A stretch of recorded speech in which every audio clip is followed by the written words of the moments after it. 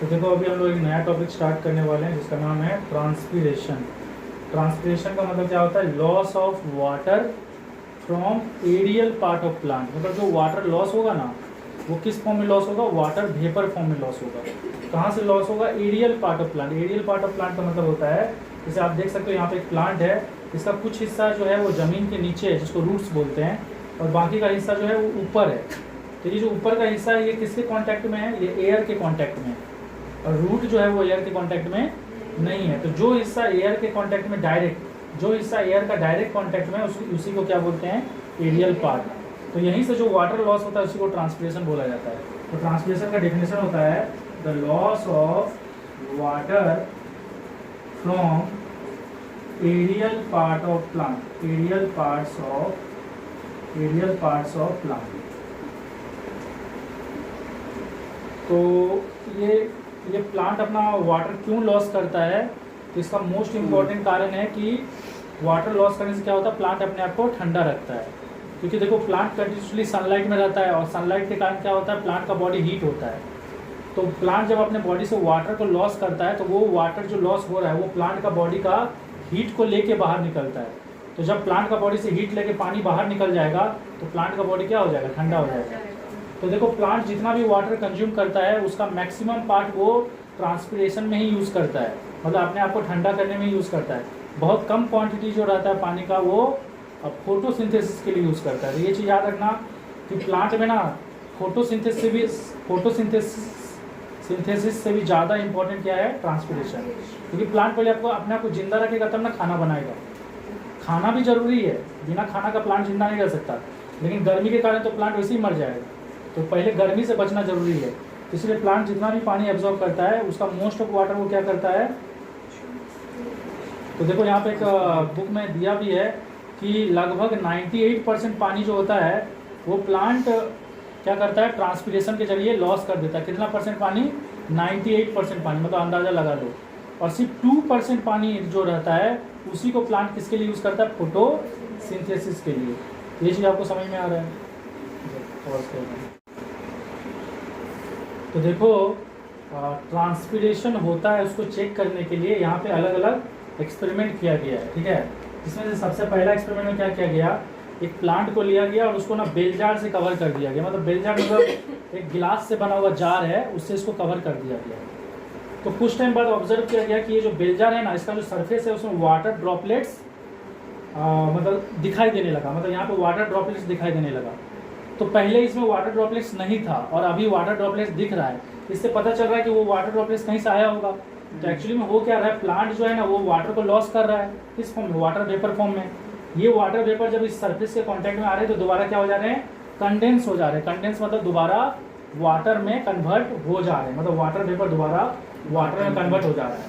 उसके अलावा यहाँ पे वाटर ड्रॉपलेट्स ही निकल रहा है। इसको कंफर्म करने के लिए इसके अंदर एक पेपर भी डाला गया जिसका नाम है कोबाल्ट क्लोराइड पेपर। तो कोबाल्ट क्लोराइड पेपर का जो कलर होता है वो ब्लू होता है। तो जब ये कोबाल्ट क्लोराइड पेपर मॉइस्चर के कांटेक्ट में आता है तो इसका कलर चेंज होकर ब्लू से क्या हो जाता है? पिंक। तो इससे ये इंडिकेट कर रहा है कि यहाँ पे वाटर लॉस हो रहा है। तो ये बस ये एक्सपेरिमेंट क्यों परफॉर्म किया गया? ये शो करने के लिए कि प्लांट ट्रांसपीरेशन करता है, मतलब प्लांट वाटर को लॉस करता है। और ये एक्सपेरिमेंट के दौरान प्लांट को कहाँ रखा गया होगा? सनलाइट में रखा गया होगा। तो ये चीज़ आपको समझ में आ रहा है? तो ये कोबाल्ट क्लोराइड पेपर जो है वो पिंक कब, ब्लू से पिंक कब होता है? when come in contact with water, contact with moisture मतलब वाटर। तो मॉइस्चर का मतलब हो गया वाटर। ये चीज़ समझ में आई। ये एक एक्सपेरिमेंट हुआ चेक करने के लिए कि वाटर ट्रांसपीरेशन के टाइम में लॉस होता है। दूसरा एक्सपेरिमेंट में क्या किया गया? देखो यहाँ पे ना एक कंटेनर लिया गया और उसमें ना एक प्लांट को डाला गया, और इधर ये कंटेनर में एक रिजर्वॉयर लगा हुआ है। और ये रिजर्वॉयर जो है ना ये एक मेजरिंग सिलेंडर है। मेजरिंग सिलेंडर मतलब इसमें जितना भी वाटर लॉस होगा ना, इसमें से अगर वाटर लॉस होगा तो यहाँ पे वाटर का लेवल क्या होगा? गिरेगा। वाटर का लेवल कितना गिरा उससे हम लोग को पता चल जाएगा कितना पानी लॉस हुआ है। तो यहाँ पे एक मेजरिंग सिलेंडर लगा है। मान लो यहाँ पे वाटर का लेवल है अभी है 10 ml, और इसको हम लोग धूप में रख दिए। कुछ टाइम बाद क्या होगा? प्लांट ट्रांसपीरेशन करेगा, तो प्लांट यहाँ से वाटर को कंज्यूम करेगा कि नहीं? तो प्लांट जो वाटर लॉस कर रहा है वो यहीं से कंज्यूम कर रहा है कंटेनर से। तो यहाँ से पानी जब कंज्यूम होगा तो उस पानी को कॉम्पेंसेट करने के लिए यहाँ से पानी इधर आएगा, तो यहाँ पे पानी का लेवल क्या होगा, ड्रॉप हो जाएगा। तो मान लो पहले 10 ml वाटर दिखा रहा था यहाँ पे रीडिंग, और अभी दिखा रहा है 8 ml, मतलब 2 ml वाटर क्या हो गया, उड़ गया है। उसके अलावा इसको आप वेगिंग मशीन मेथड से भी चेक कर सकते हो। इसी एपरेटस को वेगिंग मशीन पे रख दिया गया है। अब मान लो कि जब इसको सनलाइट में नहीं रखा गया था तब यहाँ पे रीडिंग दिखा रहा था कितना, 10 ग्राम। मान लो यहाँ पे कितना दिखा रहा था, 10 ग्राम रीडिंग दिखा रहा था। और इसको जब धूप में रखे तो कुछ टाइम बाद यहाँ पे रीडिंग दिखा रहा है अभी 8 ग्राम, मतलब 2 ग्राम वाटर क्या हो गया, लॉस हो गया है। तो ये अलग अलग तरीका है। वेगिंग मशीन टेक्निक से भी आप बता सकते हो कितना वाटर लॉस हुआ। यहाँ पे जो मेजरिंग सिलेंडर लगा हुआ है एज ए रिजर्वॉयर, उसमें से वाटर कितना लॉस हुआ, मतलब उसमें वाटर का लेवल कितना ड्रॉप हुआ, उससे भी आप बता सकते हो कितना ट्रांसपिरेशन हुआ है। ये समझ में आ रहा है कि ये जो रिजर्वॉयर है ये एक मेजरिंग सिलेंडर है। और आप लोग छोटे क्लास में पढ़े होंगे मेजरिंग सिलेंडर क्या चीज़ को मेजर करता है, वॉल्यूम को मेजर करता है। तो पढ़े थे नहीं कैसे करके एक मेजरिंग सिलेंडर होता है, उसमें यहाँ पे स्केल रहता है, जैसे यहाँ पे 10, यहाँ पे 5, यहाँ पे 0 लिखे रहता है। तो वाटर का लेवल जितना ड्रॉप होगा उससे पता चल जाएगा कि कितना वाटर लॉस हुआ है। अब वेगिंग मशीन मेथड तो समझ में आ रहा है ना, बस वेट को चेक करना, वेट कितना चेंज हुआ है। उसके अलावा एक और तरीका से आप ट्रांसलेशन को चेक कर सकते हो। यहाँ पे क्या किया गया है, एक टेस्ट ट्यूब लिया गया है, उसमें पानी भर दिया गया और उसमें ऑयल डाल दिया गया है। और हम लोग जानते हैं ऑयल का डेंसिटी क्या होता है, कम होता है। तो ऑयल का डेंसिटी कम होता है, इसलिए वो क्या रहेगा, वाटर का ऊपर रहेगा। और ऑयल यहाँ पे क्या करेगा, वाटर को यहाँ से लॉस होने नहीं देगा। कोई बोल सकता है ना कि वाटर यहीं से लॉस हो गया होगा, प्लांट से लॉस नहीं हुआ होगा। तो ऑयल क्या करता है, पानी को यहाँ से लॉस होने नहीं देता है, क्योंकि वो खुद पानी के ऊपर अपना एक लेयर बना के रखा है। अब ये यहाँ पे तो ट्विग डालें, ट्विग का मतलब होता है कि लीफी सूट, मतलब एक ऐसा सूट है जिसमें पत्ता तो है लेकिन रूट नहीं है। Leafy shoot with no root, मतलब एक सूट है जिसमें रूट नहीं है। तो इस टाइप का सूट को बोलते हैं ट्विग।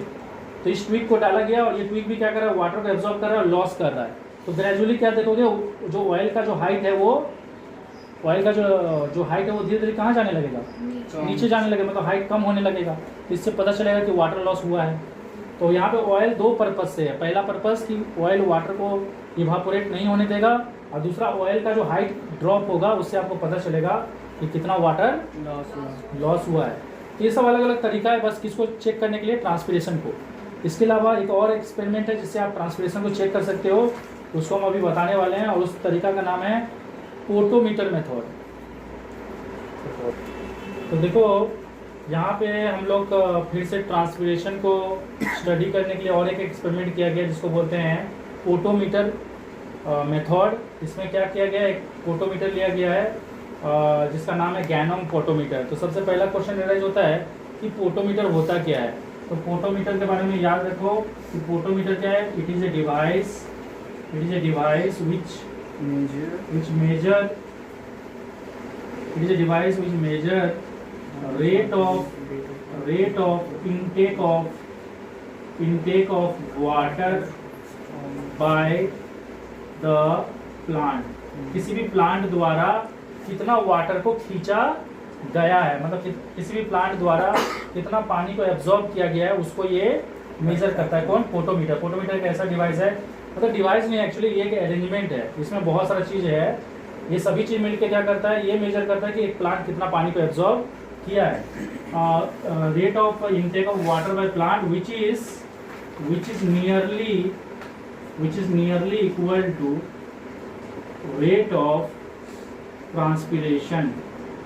तो ये क्या चीज़ को मेजर करता है कि कोई भी प्लांट कितना पानी को एब्जॉर्ब किया है, और जितना पानी प्लांट एब्जॉर्ब करता है वो पानी जो एब्जॉर्ब हुआ है वो नियरली किसके बराबर होता है, नियरली बराबर होता है कितना पानी लॉस हुआ है ट्रांसपिरेशन के जरिए। क्योंकि सीधा सा बात है, प्लांट में जितना पानी लॉस होगा प्लांट उतना ही ना पानी एब्जॉर्ब करेगा। लेकिन एक चीज़ याद रखना, प्लांट जितना पानी एब्जॉर्ब करता है उसमें से हम आप लोगों को पता है कि 98% लॉस होता है, 2% प्लांट अपने पास रखता है। इसीलिए यहाँ पे हम नियरली इक्वल टू लिखे हैं। मतलब हम ये नहीं बोल सकते कि जितना पानी एब्जॉर्ब हुआ है सारा का सारा पानी ही लॉस हो गया होगा, कुछ पानी प्लांट अपने पास रखा होगा। तो एक रफ आइडिया दे देता है ये कि कितना पानी ट्रांसपिरेशन हुआ होगा लगभग, या कितना पानी एब्जॉर्ब हुआ है। ये चीज़ आपको समझ में आया। अब देखो यहाँ पे क्या किया गया ना, यहाँ पे ना 2 टाइप का वाटर लिया गया है। इधर जो है, इधर आपका कलर वाटर है और इधर जो आपका है वो है फ्रेश वाटर, मतलब ये कलर वाटर नहीं है। इधर कलर वाटर है और इधर कलर वाटर नहीं है। क्यों ऐसा किया गया? क्योंकि देखो इन कलर वाटर और फ्रेश वाटर के बीच में यहाँ पे एक एयर बबल डाला गया है, और एयर बबल क्या है? ट्रांसपेरेंट है। अरे हवा जो है ट्रांसपेरेंट है, ये पानी भी ट्रांसपेरेंट है। इधर भी अगर एक ट्रांसपेरेंट पानी ही रहता तो एयर बबल हम लोग को ठीक से दिखाई नहीं देता, क्योंकि ये एक्सपेरिमेंट परफॉर्म करने के लिए हम लोग धूप में जाते और धूप में हम लोग को ये बबल दिखाई नहीं देता। लेकिन अगर आप यहाँ पे कलर वाटर डाल दो और यहाँ पे ट्रांसपेरेंट वाटर डाल दो, तो ट्रांसपेरेंट वाटर वो है जो कि प्लांट एब्जॉर्ब करेगा, और कलर वाटर इस साइड है। तो आप यहाँ पे डिफ्रेंशिएट कर सकते हो, मतलब आप एयर बबल को फिर देख सकते हो, क्योंकि आपको लेफ्ट साइड कलर दिखेगा, राइट साइड ट्रांसपेरेंट दिखेगा, तो पता चल जाएगा ना कि हाँ यहाँ पे बबल यहाँ पे है। अरे समझ में आ रहा है कि नहीं? बबल को ऑब्जर्व करने के लिए एक तरफ का पानी को कलरफुल वाटर लिया गया और एक तरफ का फ्रेश वाटर लिया गया। ये चीज समझ में आया? अभी देखो जब प्लांट यहाँ से वाटर को एब्जॉर्ब करेगा, प्लांट से वाटर लॉस हो रहा है। ये प्लांट नहीं है, ट्विग लिए हैं। ट्विग मतलब इसमें रूट नहीं है, हाँ एक स्टेम है जिसमें पत्ता है। तो ये पत्ता जब पानी को, मतलब ये जो स्टेम है जब पानी को लॉस करेगा तो जितना पानी लॉस करेगा उससे उसी के बराबर लगभग पानी खींचेगा, उससे थोड़ा ज़्यादा खींचेगा। हाँ, तो यहाँ से पानी जैसे जैसे लॉस होगा प्लांट पानी को क्या करेगा? खींचेगा। पानी जैसे जैसे खींचेगा तो यहाँ का पानी का कमी होगा कि नहीं? ये पानी का जैसे जैसे कमी होगा ये एयर बबल क्या होगा? धीरे धीरे आगे जाएगा। तो यहाँ पे एक स्केल लगा हुआ है। स्केल में आप ये पता लगा सकते हो कि ये देखो बबल अभी कितना सेंटीमीटर पे है? 0 सेंटीमीटर पे। मान लो थोड़ा देर बाद बबल ना 2 सेंटीमीटर पे आ गया, तो इससे पता चल जाएगा कि 2 सेंटीमीटर पानी प्लांट के द्वारा एब्जॉर्ब कर लिया गया है। ये चीज समझ में आया? अब यहाँ पे रिजर्वॉयर क्यों लगाया गया? रिजर्वॉयर में यहाँ पे एक नॉब लगा हुआ है, मतलब एक कैप लगा हुआ है। ये रिजर्वॉयर क्यों लगाया गया है? क्योंकि देखो एक बार बबल पोजीशन 2 तक चले गया, तो अगर मुझे सोच लो फिर से रीडिंग लेना है तो बबल को दोबारा कहाँ लाना पड़ेगा? 0 सेंटीमीटर पे। तो उसके लिए क्या करेंगे? यहाँ का रिजर्वॉयर को खोल देंगे ताकि इसमें से पानी आएगा और वो बबल को धकेल के दोबारा कहाँ ला देगा? 0 सेंटीमीटर पे ला देगा। ये चीज समझ में आ रहा है? अब देखो एक तो चीज यहाँ पे गौर करो, जो ये ट्विग है ना उसका जो नीचे का हिस्सा को जो काटा गया है वो ऑब्लिकली काटा गया, मतलब ऐसे नहीं काटा गया है बल्कि उसको ऐसे काटा गया है। ऐसे क्यों काटा गया है? ताकि सरफेस एरिया क्या हो जाए? बढ़ जाए, और सरफेस एरिया बढ़ जाएगा तो ज्यादा ज्यादा क्या होगा? पानी एब्जॉर्ब होगा। एक कारण ये है, दूसरा कारण और भी है। देखो अगर इसको ऐसे काटा जाता तो जो एयर बबल है, अगर सोलो हम लोग ध्यान नहीं देते, मान लो मैं इस अपरेटस को धूप में रख देता तो कुछ टाइम बाद क्या होता है? ये एयर बबल यहाँ तक पहुँच जाता और ये एयर बबल क्या होता है? यहाँ पे ट्विग के अंदर घुस जाता और जाम कर देता। जाम करने से क्या होता? और पानी एब्जॉर्ब नहीं हो पाता, क्योंकि यहाँ पे एयर बबल जाम कर दिया इसको।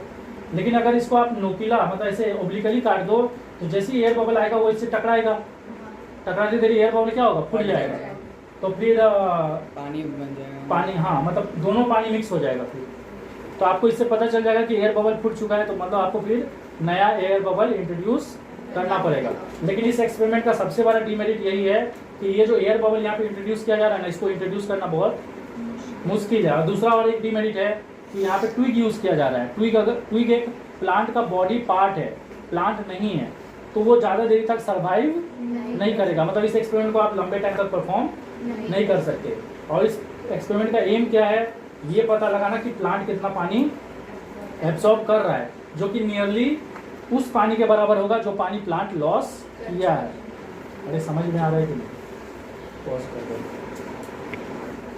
तो देखो एक प्लांट जो होता है, प्लांट में वाटर लॉस जो होता है उस वाटर लॉस को क्या बोलते हैं? ट्रांसपिरेशन। जो वाटर लॉस होता है किस फॉर्म में लॉस होता है? In the form of water vapour. अब देखो ये जो वाटर लॉस होता है ना प्लांट में, ये 3 जगह से लॉस होता है। सबसे पहला लॉस होता है लेंटिसेल्स। ये लेंटिसेल्स क्या है? लेंटिसेल्स है टाइनी पोर्स, छोटे छोटे होल्स हैं। कहाँ पे होते हैं ये होल्स? पुराने ओल्ड स्टेम में। इसमें होता है ओल्ड स्टेम। ओल्ड स्टेम मतलब जिसको हम लोग बार्क बोल सकते हैं। प्लांट का ट्री सब में देखो ना बार्क रहता है, तो वो ओल्ड स्टेम है, मतलब जो स्टेम पुराना हो चुका है। उन पुराने स्टेम में क्या रहता है? छोटा छोटा पोर्स रहता है, मतलब छोटा छोटा गड्ढा रहता है। उस गड्ढा से क्या होता है? वाटर लॉस होता है, मतलब वाटर लॉस होता है in the form of water vapour. और उस होल्स को क्या बोलते हैं? लेंटिसेल्स बोलते हैं। और इस तरह का वाटर लॉस को इसलिए क्या बोला जाता है? लेंटिकुलर ट्रांसपिरेशन, क्योंकि यहाँ पे जो वाटर लॉस हो रहा है किससे हो रहा है? लेंटिसेल्स से हो रहा है। ये चीज समझ में आया? उसके बाद ये तो एक ट्रांसपिरेशन हुआ, मतलब एक जगह हुआ जहाँ से वाटर लॉस होता है। दूसरा कहाँ से होता है? पत्ता से दो ट्रांसपिरेशन होता है। देखो जो लीफ होता है ना, उसका सबसे ऊपरी सरफेस को बोलते हैं क्यूटिकल, और क्यूटिकल से जब वाटर लॉस होता है तो उसको बोला जाता है क्यूटिकुलर ट्रांसपिरेशन। और पत्ता का जो नीचे का हिस्सा होता है ना, उसमें होता है छोटा छोटा होल्स, जिसको स्टोमाटा बोला जाता है। और स्टोमाटा से जब लॉस होता है water in the form of water vapour form में जब वाटर लॉस होता है उसको बोला जाता है स्टोमाटल ट्रांसपिरेशन। समझ में आया? तो अगर आपसे पूछा जाए कि इन सारे ट्रांसपिरेशन में से सबसे टॉप नंबर पे कौन सा है, मतलब सबसे ज़्यादा ट्रांसपिरेशन किससे होता है, तो ये याद रखना, ये भी एक इंपॉर्टेंट क्वेश्चन है। फर्स्ट कौन है? Stomatal transpiration. मतलब सबसे ज़्यादा ट्रांसपिरेशन कहीं से होता है तो वो कहाँ से होता है? स्टोमाटा से। सेकेंड नंबर पे ट्रांसपिरेशन सबसे ज़्यादा किसमें होता है? लेंटिसेल से, क्योंकि लेंटिसेल हमेशा खुला रहता है। तो अगर एग्जाम में आपको ये भी पूछ सकता है कि कौन सा ऐसा ट्रांसपिरेशन है जो दिन और रात हमेशा चलते रहता है, तो वो आप लिखोगे लेंटिसेल वाला ट्रांसपिरेशन, मतलब लेंटिकुलर ट्रांसपिरेशन। ये हमेशा कब चलता है? 24/7, मतलब पूरा 24 घंटा चलते रहता है। समझ में आ रहा है कि नहीं? एग्जाम में 24/7 मत लिख देना डे एंड नाइट, मतलब डे में भी चलते रहता है और नाइट में भी चलते रहता है। बाकी ये दोनों ट्रांसपिरेशन तो डे के टाइम में चलता है, ये डे में होता है, और ये वाला जो स्टोमाटल वाला है ये भी डे में ही होता है। तो ये समझ में आया? प्लांट का जो ऊपरी पार्ट होता है उसको क्यूटिकल बोलते हैं, वहाँ से जो वाटर लॉस होता है उसको क्यूटिकुलर ट्रांसपिरेशन बोलते हैं, और नीचे में होता है स्टोमाटा से जो वाटर लॉस होता है उसको स्टोमाटल ट्रांसपिरेशन बोलते हैं। सबसे ज्यादा ट्रांसपिरेशन कौन सा होता है? स्टोमाटल। सेकंड में आता है लेंटिसेल, और थर्ड में आता है क्यूटिकुलर। क्योंकि देखो किसी प्लांट का अगर ऊपर का लेयर पतला है तभी क्यूटिकुलर ट्रांसपिरेशन होगा, ज़्यादा मोटा लेयर रहेगा तो क्यूटिकुलर ट्रांसपिरेशन या तो नहीं होगा या बहुत कम होगा। अब देखो मैं आपको यहाँ पे एक तो चीज़ और दिखाने जा रहा हूँ। ये डायग्राम सिर्फ समझने के लिए है, अगर आप बुक में देखोगे तो इसका एक अच्छा डायग्राम दिया हुआ है। ये जो डायग्राम यहाँ पे हम बनाए हैं अलग अलग लाइन्स करके, ये किसको दिखा रहा है पता है? ये पत्ता का क्रॉस सेक्शन व्यू है। मतलब अगर आप एक पत्ता को अलग अलग लेयर में सेपरेट करोगे तो आपको पत्ता मतलब जो लीफ है, लीफ को अगर आप अलग अलग लेयर में डिवाइड करोगे तो आपको इतना सारा लेयर मिलेगा, जिसमें सबसे ऊपर वाले लेयर का नाम क्या है? अभी बताए थे, क्यूटिकल। उसके बाद जो नेक्स्ट लेयर है उसका नाम क्या है? Upper epidermis. और एक चीज़ याद रखना, क्यूटिकल और अपर एपिडर्मिस दोनों ही ट्रांसपेरेंट होता है। क्यों ट्रांसपेरेंट होता है? देखो उसका पीछे बहुत सिंपल सा कारण है, क्योंकि प्लांट का पत्ता जो होता है उसमें क्या होता है? फोटोसिंथेसिस होता है। अब फोटोसिंथेसिस होने के लिए सनलाइट चाहिए, और सनलाइट पत्ता पे कहाँ से गिरेगा? ऊपर से। तो ऊपर से गिरने के लिए ये सनलाइट ताकि पत्ता के अंदर जा सके, इसलिए ऊपर का दोनों लेयर को ट्रांसपेरेंट होना बहुत जरूरी है। इसलिए क्यूटिकल और अपर एपिडर्मिस ट्रांसपेरेंट होता है। ये चीज़ समझ में आया? उसके बाद जो नेक्स्ट लेयर है उसका नाम है पैलिसेड सेल्स। क्या नाम है? ये पैलिसेड सेल्स का खासियत क्या है? ये कंटेन करता है क्लोरोप्लास्ट। और आप लोगों को पता है कि क्लोरोप्लास्ट एक ऐसा ऑर्गेनेल है जिसमें क्लोरोफिल होता है। तो यहाँ से जो भी सनलाइट आएगा वो क्यूटिकल और अपर एपिडर्मिस से होते हुए किसमें पहुंच जाएगा? Palisade cell. और वहाँ पे किसके पास पहुंच जाएगा? क्लोरोफिल के पास। क्योंकि आप लोगों को पता है फोटोसिंथेसिस होने के लिए क्या चाहिए? कार्बन डाइऑक्साइड चाहिए, वाटर चाहिए, क्लोरोफिल चाहिए और सनलाइट चाहिए। तो यहाँ पे सनलाइट क्लोरोफिल के पास पहुँचेगा। अब देखो सनलाइट जो है क्लोरोफिल के पास पहुँच चुका है, लेकिन क्लोरोफिल के पास सिर्फ सनलाइट पहुंच जाएगा तो क्या खाना बन जाएगा? क्या नहीं, उसके लिए और क्या चाहिए? कार्बन डाइऑक्साइड और वाटर चाहिए। तो उसके बाद जो नेक्स्ट लेयर है उसका नाम है मेसोफिल सेल। मेसोफिल सेल का खासियत क्या है? इसमें भी क्लोरोप्लास्ट होता है पर बहुत कम होता है, पर ज़्यादा मात्रा में क्या होता है? इसमें वाटर होता है। तो हम लोग को फोटोसिंथेसिस के लिए पानी चाहिए, वो पानी किसमें अवेलेबल रहता है? मेसोफिल सेल में। मेसोफिल सेल के बाद यहाँ पे बहुत बड़ा खाली जगह है, बहुत बड़ा मतलब इतना बड़ा नहीं है, पत्ते के पॉइंट ऑफ व्यू, एक लीफ के पॉइंट ऑफ व्यू बहुत ज़्यादा खाली जगह है। इस खाली जगह को बोलते हैं इंटरस्टोमाटल स्पेस। ये इंटरस्टोमाटल स्पेस में कौन रहता है? इस इंटरस्टोमाटल स्पेस में रहता है वाटर वेपर और CO2 दोनों का मिक्सचर रहता है। क्योंकि देखो वाटर वेपर यहाँ पे कहाँ से आया? मेसोफिल सेल से। क्योंकि सन का गर्मी से यहाँ पे मेसोफिल सेल में जो पानी है वो वेपराइज हो जाता है और वो यहाँ पे वाटर वेपर बन के यहाँ पे रहता है। प्लस यहाँ पे CO2 कहाँ से आया? तो देखो सबसे नीचे लेयर जो है उसको बोलते हैं लोअर एपिडर्मिस, और लोअर एपिडर्मिस में क्या रहता है? स्टोमाटा रहता है।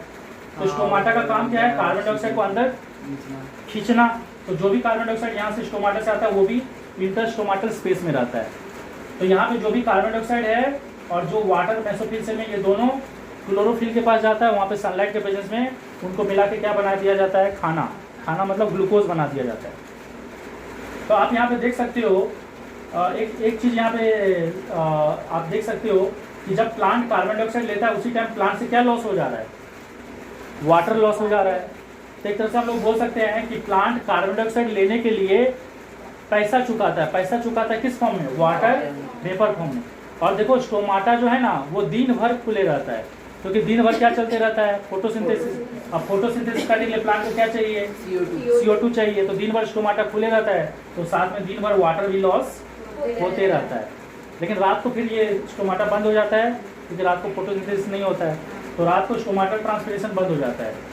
क्यूटिकल ट्रांसपिरेशन नहीं के बराबर है, क्योंकि वो थिकनेस ऑफ क्यूटिकल के ऊपर डिपेंड करता है। लेकिन ये एक ऐसा ट्रांसपिरेशन जो दिन रात चलता है। समझ में आया कि नहीं? एक मिनट।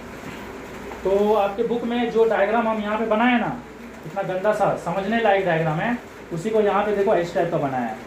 तो एग्जाम में क्या होगा, आपको एग्जाम में ये डायग्राम बनाने तो नहीं देगा, पर एग्जाम में क्या दे सकता है, ये डायग्राम दे देगा आपको, और आपको इसको क्या करने बोलेगा, लेवल करने। तो आप देख सकते हो हम जो ऑर्डर बताएं वैसी ऑर्डर में है। क्यूटिकल, फिर अपर एपिडर्मिस, फिर पैलिसेड सेल, फिर स्पॉन्जी सेल, फिर इंटरस्टोमाटल स्पेस, फिर लोअर एपिडर्मिस और उसमें स्टोमाटा है। ये सारा चीज़ समझ में आया। अब देखो मैं कुछ और बता देना चाहता हूँ। ये जो पैलिसेड सेल है और मेसोफिल सेल है, इन दोनों को एक साथ अच्छा वहाँ पे थोड़ा गलत लिख दिए हैं, एक तो करेक्शन कर लो। एक छोटा सा गलती हो गया यहाँ पे, थोड़ा सा करेक्शन कर लो। ये मेसोफिल सेल नहीं है, इसका नाम है स्पॉन्जी सेल। क्या नाम है? Spongy cell. और पैलिसेड सेल और स्पॉन्जी सेल को एक साथ बोलते हैं मेसोफिल सेल। तो ये चीज़ याद रखना। पैलिसेड सेल का में क्या रहता है, क्लोरोप्लास्ट, और स्पॉन्जी सेल में क्या रहता है, वाटर, और क्लोरोप्लास्ट भी रहता है पर कम रहता है। और ये दोनों सेल को एक साथ क्या बोलते हैं, मेसोफिल सेल। तो वहाँ पे वो गलती से मेसोफिल लिख दिए थे, पर वो दोनों को एक साथ बोलते हैं। इसलिए अगर आप अपना बुक में देखोगे तो यहाँ लिखा होगा पैलिसेड मेसोफिल सेल, और यहाँ लिखा होगा स्पॉन्जी मेसोफिल सेल। तो दोनों ही मेसोफिल सेल है। बाकी चीज़ तो समझ में आ गया ना। तो देखो मेरा बात सुनो।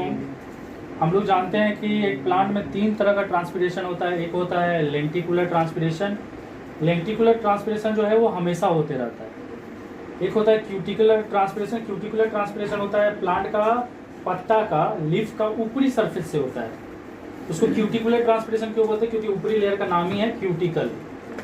और प्लांट में सबसे ज़्यादा ट्रांसपिरेशन कहाँ से होता है, नीचे से होता है, क्योंकि जितने भी स्टोमाटा होते हैं वो प्लांट का लीफ में, मतलब प्लांट का लीफ में सबसे ज़्यादा ट्रांसपिरेशन कहाँ से होता है, नीचे से होता है। क्योंकि पत्ता में स्टोमाटा कहाँ पे होता है, नीचे होता है। स्टोमाटा ऊपर नहीं होता है, स्टोमाटा कहाँ होता है, नीचे।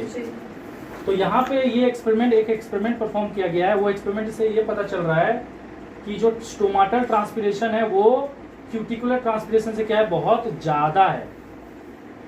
और उसको समझाने के लिए क्या किया गया, एक पत्ता लिया गया, मतलब एक प्लांट में एक पत्ता को चूज किया गया, और उसके ऊपर में भी कोबाल्ट क्लोराइड पेपर लगाया गया, और उसके नीचे में भी कोबाल्ट क्लोराइड पेपर लगाया गया।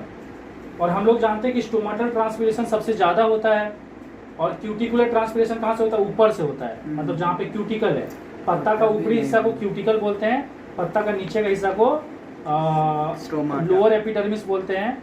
और लोअर एपिडर्मिस में क्या होता है, स्टोमाटा होता है।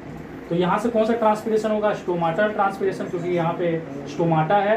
और यहाँ से कौन सा ट्रांसपिरेशन होगा, क्यूटिकुलर, क्योंकि यहाँ पे क्यूटिकल है। तो यहाँ पे भी कोबाल्ट क्लोराइड पेपर लगाया, और यहाँ पे भी कोबाल्ट क्लोराइड पेपर लगाया। आप इस प्लांट को सनलाइट में कुछ टाइम रहने दोगे, और कुछ टाइम बाद जब आप इस कोबाल्ट क्लोराइड पेपर को ऑब्जर्व करोगे, ऊपर वाला और नीचे वाला को, तो आप क्या पाओगे कि जो नीचे वाला कोबाल्ट क्लोराइड पेपर है वो पिंक हो गया। क्योंकि हम लोग जानते हैं कोबाल्ट क्लोराइड पेपर पिंक तभी होता है जब वो ब्लू वाटर से। के कांटेक्ट में आता है। हाँ, क्योंकि हम लोग जानते हैं कोबाल्ट क्लोराइड पेपर का कलर जो होता है ब्लू होता है, वो पिंक तभी होता है जब मॉइस्चर के कांटेक्ट में आता है। तो क्योंकि नीचे से ज़्यादा ट्रांसपिरेशन हो रहा है, इसलिए वो नीचे वाला पेपर क्या हो जाएगा, पिंक हो जाएगा। और ऊपर से कम ट्रांसपिरेशन हो रहा है, इसलिए ऊपर वाला पेपर अभी भी कैसा दिखेगा आपको, ब्लू दिखेगा, या पिंक भी दिखेगा तो बहुत कम। समझ में आया कि नहीं? मतलब हम लोग इसको ज़्यादा देर के लिए नहीं रखेंगे सनलाइट में, कुछ देर के लिए रखेंगे तो उसी में आप देखोगे कि नीचे वाला पेपर पिंक हो जा रहा है, ऊपर वाला पिंक नहीं हो रहा है। इससे पता चल रहा है कि स्टोमाटल ट्रांसपिरेशन जो है वो क्यूटिकुलर ट्रांसपिरेशन से बहुत ज़्यादा होता है। तो आप लोग कुछ दिमाग में रखना कि स्टोमाटल ट्रांसपिरेशन सबसे ज़्यादा होता है। सेकेंड नंबर पे आता है लेंटिकुलर ट्रांसपिरेशन, क्योंकि लेंटिकुलर ट्रांसपिरेशन हमेशा ही होता है। और थर्ड नंबर पे कौन आता है? Cuticular transpiration. ये सारा चीज़ समझ में आया। अब देखो ये जो ट्रांसपिरेशन है ना, ये बहुत इंपॉर्टेंट है, क्योंकि देखो ये एक पेड़ है और ट्रांसपिरेशन इसका एरियल पार्ट से हो रहा है। तो जब ऊपर का पानी वेपराइज होकर उड़ जाएगा तो यहाँ पे पानी का क्या क्रिएट होगा? Low pressure. वो लो प्रेशर क्या करेगा? नीचे से पानी को क्या करेगा? ऊपर खींचेगा, मतलब जो रूट में जो पानी है उसको ऊपर खींचेगा। तो देखो ये जो यहाँ पे जो लो प्रेशर क्रिएट हो रहा है, किसके कारण क्रिएट हो रहा है? ट्रांसपिरेशन के कारण। इसलिए इसको हम लोग बोलते हैं ट्रांसपिरेशनल क्या बोलते हैं? पुल बोलते हैं, मतलब एक तरह का खिंचाव है। और ये पुल सोचो कितना पावरफुल है कि ये पानी को 50 मीटर ऊपर तक खींच सकता है। कितना ऊपर खींच सकता है? 50 मीटर। मतलब कम से कम अगर एक बिल्डिंग अगर सोच लो 5 मीटर लंबा भी है तो 10 तल्ला बिल्डिंग तक पानी खींच सकता है। सोचो कितना बड़ा है, मतलब कितना पावरफुल है ये। तो देखो अभी हम लोग पढ़ेंगे एक्सटर्नल फैक्टर। क्या क्या एक्सटर्नल फैक्टर होता है जो कि ट्रांसपिरेशन को अफेक्ट करता है?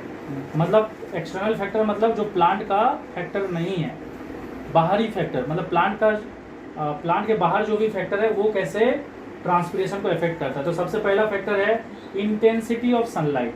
इंटेंसिटी का मतलब होता है जब सनलाइट बहुत ज़्यादा ही ब्राइटर होता है, क्योंकि हम लोग एक चीज़ याद रखना कि सनलाइट जो है ना वो भी छोटे छोटे एनर्जी पैकेट से बना हुआ है, और उस एनर्जी पैकेट का नाम होता है फोटोन। और ये फोटोन क्या करता है? फोटोसिंथेसिस में हेल्प करता है। तो जितना एक सनलाइट में जितना ज़्यादा फोटोन होगा वो प्लांट उतना ज़्यादा क्या परफॉर्म कर सकता है? फोटोसिंथेसिस परफॉर्म कर सकता है। और आप लोगों को पता है कि प्लांट जब फोटोसिंथेसिस परफॉर्म करता है तो वो ना एटमॉस्फेयर से क्या एब्जॉर्ब करता है? CO2, कार्बन डाइऑक्साइड एब्जॉर्ब करता है। किसके थ्रू एब्जॉर्ब करता है? Through stomata. स्टोमाटा से कार्बन डाइऑक्साइड अंदर जाता है। अब जब कार्बन डाइऑक्साइड स्टोमाटा से अंदर जाता है तो स्टोमाटा खुला रहता है, तो अंदर में जो वाटर वेपर रहता है वो क्या होता है? उसी दौरान में बाहर निकल जाता है। तो जब तक कार्बन डाइऑक्साइड अंदर जाते रहेगा तब तक वाटर भी क्या होगा? बाहर जाते रहेगा। वाटर बाहर जाना मतलब ट्रांसपिरेशन होना। तो इंटेंसिटी ऑफ सनलाइट ज़्यादा होना मतलब सनलाइट जब बहुत ज़्यादा ही ब्राइटर होता है, दोपहर के टाइम में इंटेंसिटी सनलाइट का क्या होता है? ज़्यादा होता है।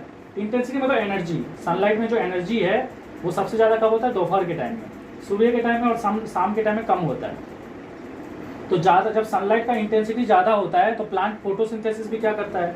ज़्यादा करता है। और ज़्यादा फोटोसिंथेसिस के लिए ज़्यादा CO2 चाहिए, और ज़्यादा CO2 लेगा तो उसी स्टोमाटा से ज़्यादा वाटर भी लॉस होगा। तो इसीलिए क्या होता है? इंटेंसिटी बढ़ने से फोटोसिंथेसिस का स्पीड बढ़ता है, और ज़्यादा फोटोसिंथेसिस के लिए ज़्यादा CO2 लेता है तो एट द सेम टाइम ज़्यादा वाटर को लॉस भी करता है। तो इसी से क्या कंक्लूजन मिला? मोर इंटेंसिटी होने से मोर ट्रांसपिरेशन होगा। कौन सा ट्रांसपिरेशन? Stomatal transpiration. उसके अलावा क्यूटिकुलर भी होगा, क्योंकि यहाँ से भी कुछ वेपराइज होगा। उसके अलावा देखो नेक्स्ट पॉइंट क्या है? मोर टेम्परेचर मतलब मोर ट्रांसपिरेशन। क्योंकि देखो सीधा सा बात है, टेम्परेचर जितना ज़्यादा होगा प्लांट का उतना पानी वाटर वेपर में कन्वर्ट हो जाएगा। और प्लांट के अंदर अगर वाटर वेपर का क्वांटिटी ज़्यादा हो जाए कंपेयर टू क्या? एटमोस्फियर, तो हम लोग जानते हैं कि गैस हमेशा कहाँ से कहाँ मूव करता है? हाई कंसंट्रेशन से लो। तो क्योंकि प्लांट के अंदर वाटर वेपर का क्वांटिटी ज़्यादा है एज कम्पेयर टू आउटसाइड, तो प्लांट क्या करेगा? उस वाटर वेपर को छोड़ेगा। तो ज़्यादा टेम्परेचर होने से क्या होगा? मैक्सिमम वाटर क्या होगा? इवापोरेट हो जाएगा। तो इसीलिए ट्रांसपिरेशन भी क्या होगा? ज़्यादा होगा। उसके बाद तीसरा फैक्टर है वेलोसिटी ऑफ विंड। अब हम लोग को पता है कि एक पेड़ क्या कर रहा है? कंटिन्यूसली अपना वाटर को लॉस कर रहा है in the form of water vapour. लेकिन अगर सोच लो वो वाटर वेपर जो पेड़ से निकल रहा है वो पेड़ के आसपास में ही रहे, तो हम लोग जानते हैं चीज़ें कहाँ से कहाँ मूव करता है? हाई कंसंट्रेशन से लो कंसंट्रेशन। लेकिन अगर सोच लो यहाँ पे एक पेड़ है और उसके आसपास में ही वाटर वेपर है, तो बाहर में वाटर वेपर का कॉन्सेंट्रेशन और अंदर में जो वाटर वेपर का कंसंट्रेशन है वो उसमें ज़्यादा डिफरेंस नहीं रहेगा, क्योंकि यहाँ पे जो वाटर वेपर है वो यहीं पे है, बाहर मतलब देखो जब पहले ये वाटर वेपर पेड़ के अंदर था, फिर प्लांट इसको बाहर लॉस किया, लेकिन लॉस होने के बावजूद भी ये वाटर वेपर पेड़ के आसपास ही है। तो दैट मीन्स पेड़ के अगल बगल में वाटर वेपर का कंसंट्रेशन क्या है? ज़्यादा है। तो प्लांट उस टाइम क्या करेगा? कम वाटर वेपर लॉस करेगा, मतलब कम ट्रांसपिरेशन होगा।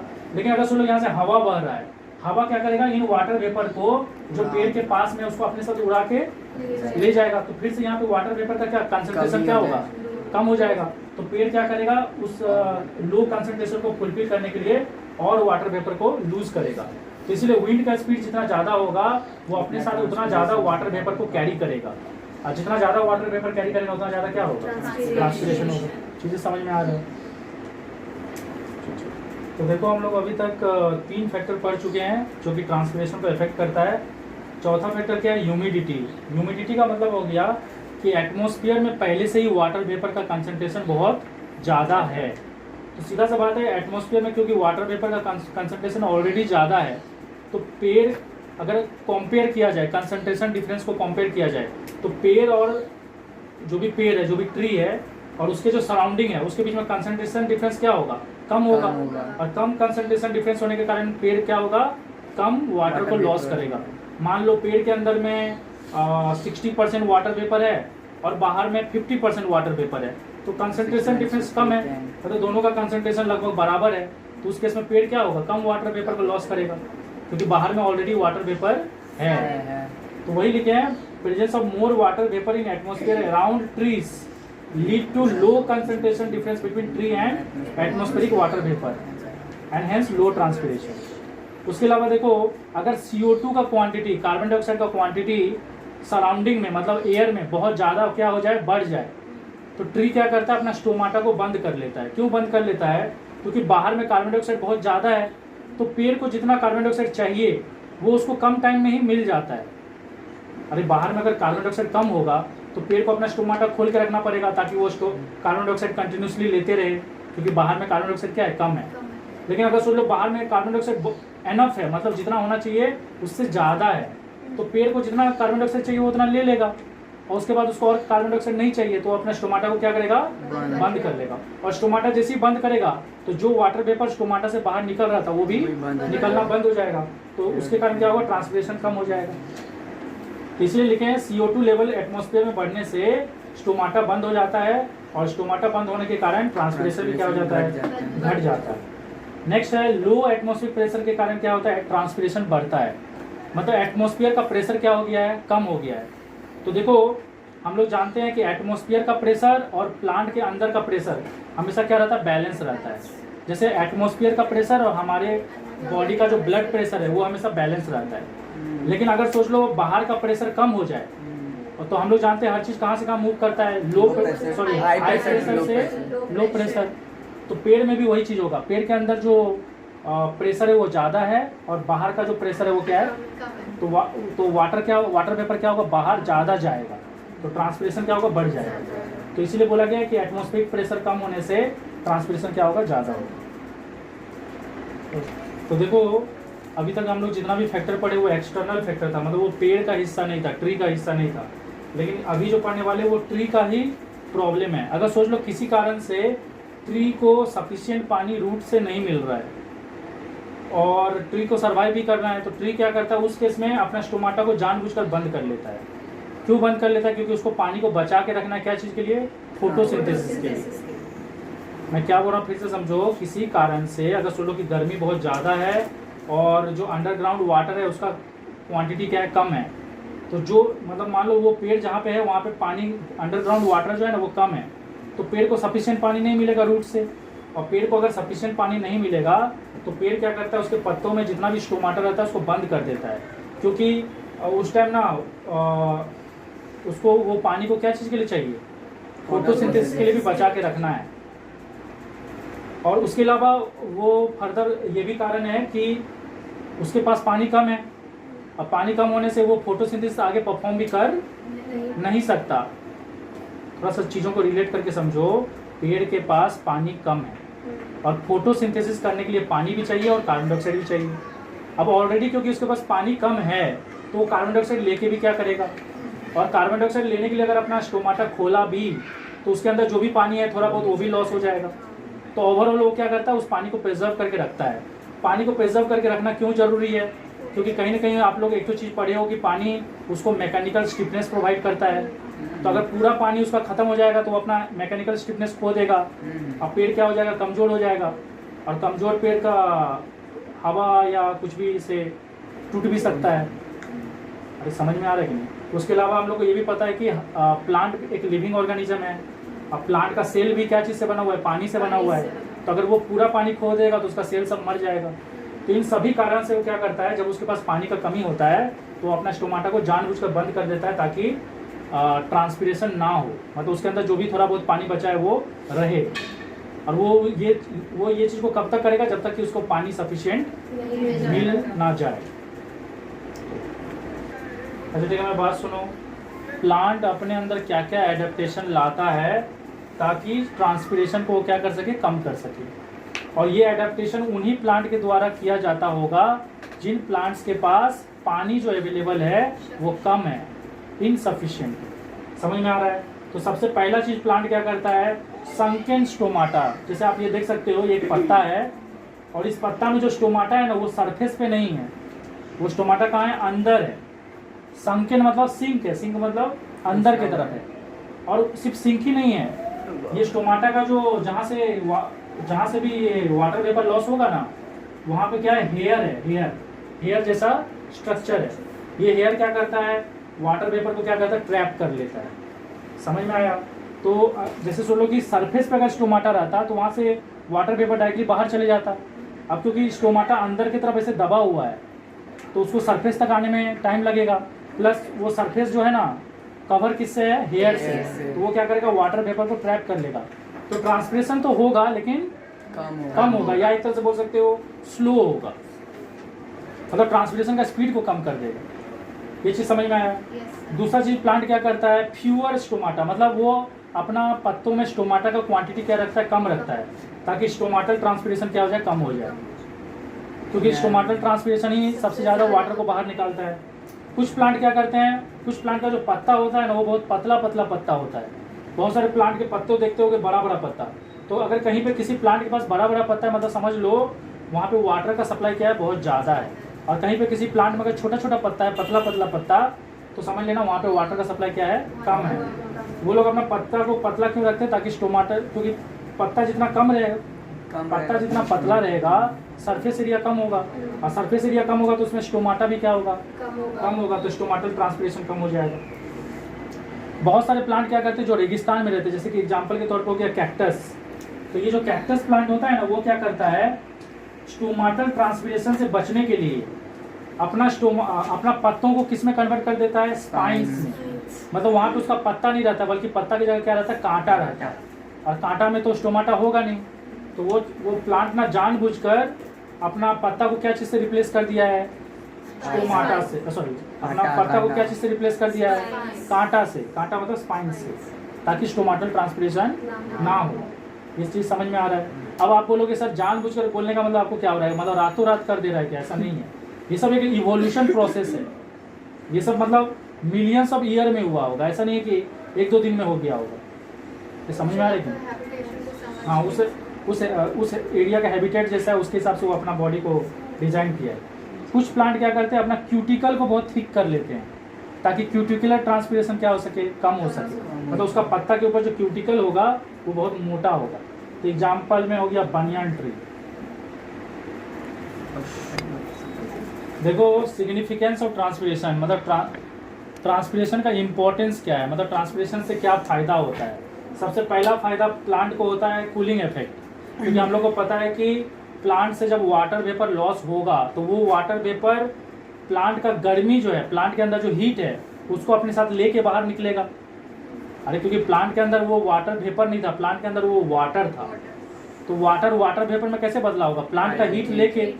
तो क्योंकि वो प्लांट का हीट लेके वाटर वेपर में बदल के प्लांट से दूर चले जा रहा है, मतलब अपने साथ प्लांट के अंदर जो हीट था उसको भी लेके जा रहा है, तो प्लांट को क्या कर रहा है? ठंडा कर रहा है। तो इसीलिए यहाँ लिखे इवापोरेशन कॉजेस कूलिंग, क्योंकि वाटर वेपर अपने साथ प्लांट का हीट लेके जाता है। दूसरा चीज है सक्शन फोर्स। अब देखो क्योंकि वाटर जो लॉस होता है वो कहाँ से लॉस होता है? एरियल पार्ट से। तो ऊपर से अगर वाटर लॉस हो जाएगा तो यहाँ लो प्रेशर क्रिएट होगा। वो लो प्रेशर क्या करेगा? रूट से पानी को ऊपर खींचेगा। तो एक तरह से सक्शन फोर्स क्रिएट हो रहा है कि नहीं? और ये जो सक्शन फोर्स है वो क्या चीज में हेल्प करेगा?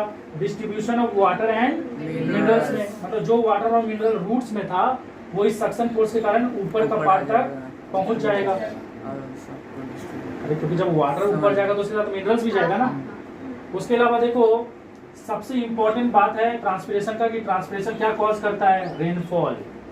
हाँ क्योंकि देखो जहाँ पे समुद्र किनारा है वहाँ पे तो जो पानी है वो आपको अवेलेबल हो जाएगा, लेकिन जो एरिया ऐसा है जहाँ पे अगल बगल में कोई भी समुद्र किनारा नहीं है, पूरी टेरेस्ट्रियल एरिया है, तो वहाँ पे तो पानी अवेलेबल नहीं होगा।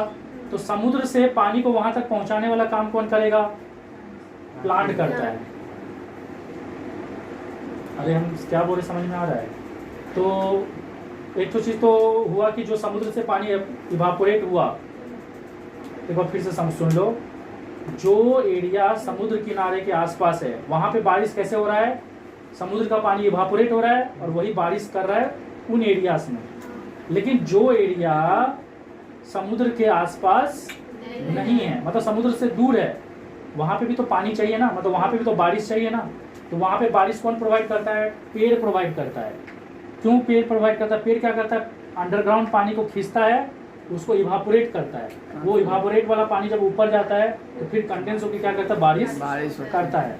तो आप यहाँ पे देख सकते हो, मैं यहाँ पे कुछ प्लांट्स का नाम लिखा हूँ जो कि बारिश करने में कितना कंट्रीब्यूशन कर रहा है। तो यहाँ पे ये लोग कंट्रीब्यूशन कर रहा है, मतलब हर प्लांट भी कंट्रीब्यूशन कर रहा होगा। यहाँ पे मैं कुछ प्लांट्स का नाम बता रहा हूँ। जैसे कि अगर मैं एक सनफ्लावर प्लांट का बात करूँ, सिर्फ एक सनफ्लावर प्लांट का, तो वो आधा लीटर पानी को एटमॉस्फेयर में ऐड करता है एक दिन में। अगर मैं एक मेज प्लांट का बात करूं तो वो 2 लीटर पानी को ऐड करता है एक दिन में एटमॉस्फेयर में।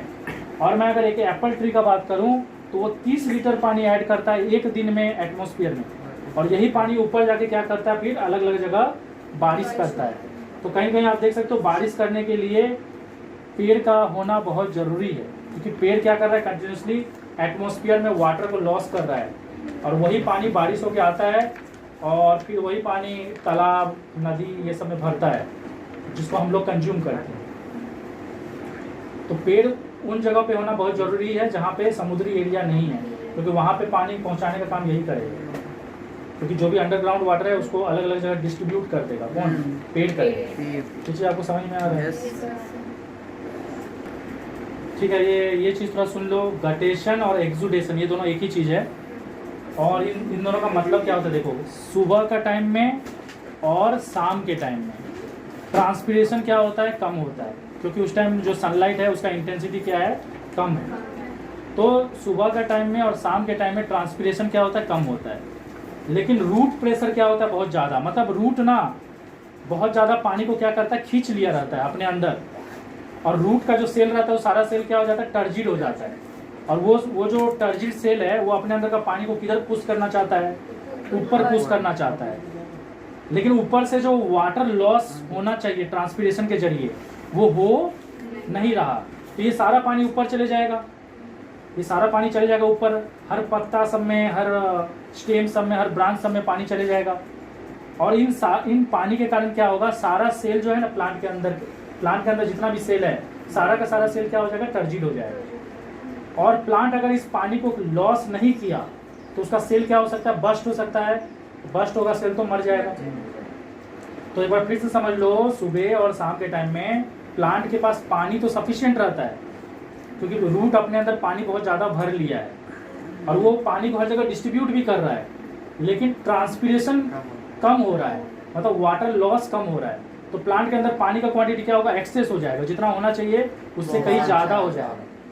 और वो एक्स्ट्रा पानी प्लांट का सेल को डैमेज कर सकता है, मतलब टर्जिडिटी के कारण फट सकता है। तो वो क्या करता है, वो अपना एक्स्ट्रा पानी को प्लांट का जो पत्ता होता है ना, उसमें जो भेंस होता है, तो देखो पत्तों में जो भेंस होता है, जो पत्ता ऐसा होता है ना, इसमें ऐसे भेंस होता है कि नहीं, इन भेंस में वो एक्स्ट्रा पानी को डाल देता है। ये एक्स्ट्रा पानी इन भेंस से होते हुए लिप का मार्जिन तक पहुंच जाता है, ये लिप का जो बाउंड्री है ना वहाँ तक पहुँच जाता है। और यहाँ पे ना एक छोटा छोटा होल्स रहता है, उस होल्स को क्या बोलते हैं, हाइड्राथॉर्ड्स। और उस हाइड्राथॉर्ड से ये पानी ड्रॉप फॉर्म में, वाटर ड्रॉपलेट्स फॉर्म में क्या होता है, बाहर निकलता है। अरे समझ में आ रहा है कि नहीं। और ये जो एक्स्ट्रा पानी बाहर निकल रहा है, इस एक्स्ट्रा ये एक्स्ट्रा पानी जो बाहर निकल रहा है वो सिर्फ पानी नहीं है, पानी के साथ साथ उसमें क्या है, मिनरल्स भी है। मतलब इसे ये जो एक्सेस वाटर है ना उसमें और क्या है, मिनरल्स। और ये पानी और मिनरल को एक साथ क्या बोलते हैं, एक्सुडेट, ये जो पानी निकल रहा है ना यहाँ से उसको एक्सुडेट बोला जाता है, इसीलिए इस प्रोसेस का नाम क्या है, एक्सुडेशन। और ऐसा चीज किस किस प्लांट में पाया गया है, मतलब आप देख सकते हो बनाना, नेस्टोट्रियम और स्ट्रॉबेरी, मतलब इन चीज़ों में आप देख सकते हो सुबह और शाम के टाइम में कि उनका पत्ता का लीफ का मार्जिन से क्या हो रहा है, वाटर ड्रॉपलेट्स निकल रहा है। अरे कुछ समझ में आ रहा है? प्लांट अपना एक्स्ट्रा पानी को बाहर निकालने के लिए क्या करता है, उसको भेंस में पोर कर देता है, वो वहाँ से होते हुए लीफ का मार्जिन पे चले जाता है जहाँ पे एक होल रहता है जिसको बोलते हैं हाइड्रोथॉर्स, और वहाँ से ये वाटर और मिनरल निकलता है। जो वाटर और मिनरल बाहर निकलता है उसको एक्सुडेट बोलते हैं, इसलिए इस प्रोसेस का नाम है एक्सुडेशन। और ये है ब्लीडिंग। ब्लीडिंग क्या होता है, अलग चीज़ है। ब्लीडिंग में क्या होता है, मान लो आप किसी स्टेम को काट दिए और उस स्टेम में जो काटने से क्या हुआ, स्टेम में जो पानी है वो पानी क्या हुआ, बाहर निकलने लगा, तो इसको ब्लीडिंग बोलते हैं। जैसे हमारे हाथ पैर को काट दे तो खून निकलने लगेगा ना, उसी तरह से पेड़ का किसी डाल को काट दोगे तो वहाँ से पानी निकलता है, तो इस चीज़ को क्या बोलते हैं, ब्लीडिंग। तो loss of water from cut और वुंडेड स्टेम, वुंडेड मतलब जो घायल घायल स्टेम। बंद कर दीजिए।